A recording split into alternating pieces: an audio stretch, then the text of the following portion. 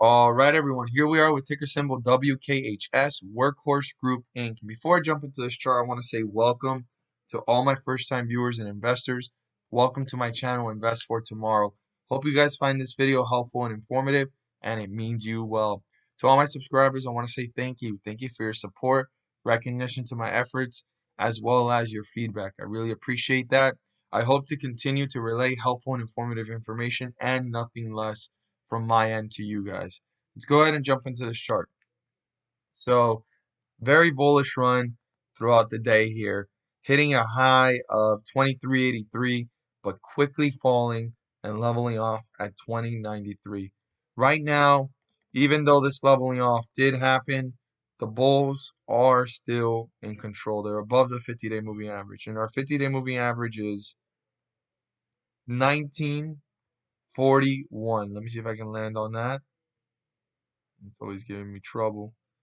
And jump right there at 1939 and 1942. Excuse me for that, but 1941 is the 50-day moving average. And as long as the bulls stay above that, they're in full health and they're having the opportunity to continue the bullish run. This closed out at 2093.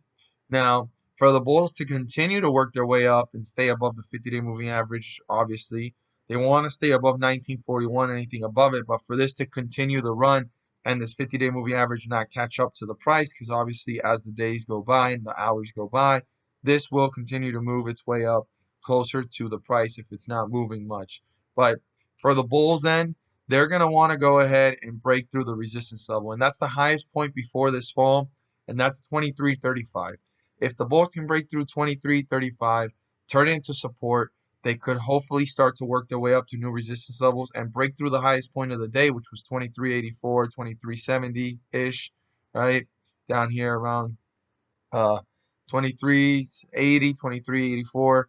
And from that point forward, they can go ahead and start to break other resistance levels and test new highs on that path. But before getting there, 2335 needs to be broken through, turn into support, and this can start to work its way up and have a bullish rally. On the other hand, the Bears are going to want to break through 2050. If they break through 2050, there is some space here still in bullish territory, and the bulls can reappear and bring this one back up and have a recovery. But if 2050 gets broken through, I'd pay very close attention on how quickly is it going to newer lows. Are the Bears dominating it and getting closer to the 50-day moving average of 1941?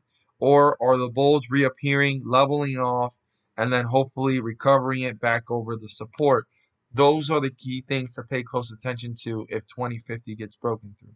Now, if 2050 gets broken through significantly and the bulls are struggling to recover this one back up and it breaks through the 50-day moving average, I'm not saying that the Bears have won control just yet, but now we're in bearish territory and the Bears can continue to test new support levels and newer lows. So we're going to have to see how this plays out tomorrow. If you guys learned something new and feel encouraged and inclined to subscribe, don't forget to click on the subscribe button, but also click on the bell by turning on all notifications to not miss a single video that I post. You guys can be up to date on all the chart analysis. And to all my subscribers, just double check if you've clicked on the bell so that you can turn on all your notifications to not miss a single chart analysis that I post, so you guys can be up to date as well. Share this with your friends and community. Don't forget to hit the like button and let me know you watched this video. And thank you guys so much for watching. Let's make some money.